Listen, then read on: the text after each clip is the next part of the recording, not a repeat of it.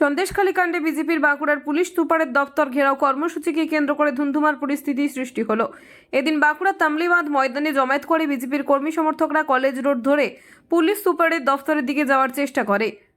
আগে থেকেই পুলিশ ওই রাস্তায় একাধিক ব্যারিকেড তৈরি করে মোতায়েন করা হয় স্ট্র্যাকো ফোর্স, র্যাব সহ রাজ্যে পুলিশের বিভিন্ন স্তরের কর্মীদের। পুলিশ সুপারের দফতরের অনেক আগেই মিছিলের পথ আটকায় পুলিশ। মিছিল পুলিশের প্রথম ব্যারিকেড ভেঙে এগিয়ে যায়, দ্বিতীয় ব্যারিকেডও ভেঙে ফেলে মিছিলের বিজেপি কর্মীরা।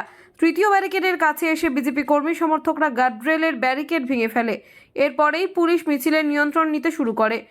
এই সময় মিছিলে অংশ নেওয়া বিজেপি কর্মী সমর্থকদের সঙ্গে কার্যত ধস্তাধস্তি বেঁধে যায়।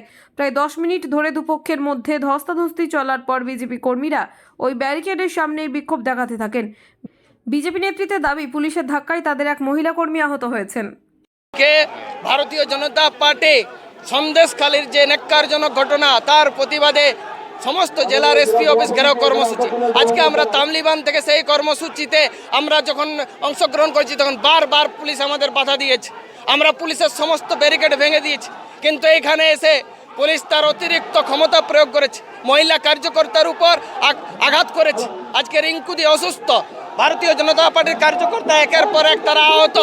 পুলিশ তাদের অতিরিক্ত ক্ষমতা প্রয়োগ করে এই শাসক তৃণমূলের বিরুদ্ধে যে লড়াই, মাননীয় মুখ্যমন্ত্রীর বিরুদ্ধে যে লড়াই, সেই বিজেপির লড়াইকে স্থিমিত করার চেষ্টা করছে। কিন্তু ভারতীয় জনতা পার্টি এই পুলিশের ডান্ডাকে ভয় করে না। আমাদের লড়াই চলছে, আমাদের লড়াই চলবে। সন্দেশখালীর বিচারের জন্য চলবে, সন্দেশখালীর মায়ের চোখের জল মোছার জন্য চলবে।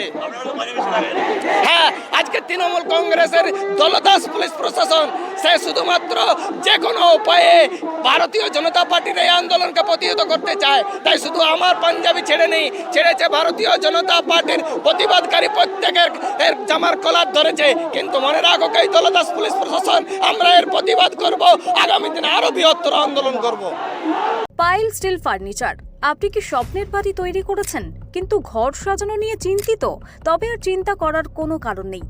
আজই আসুন পাইল স্টিল ফার্নিচারে।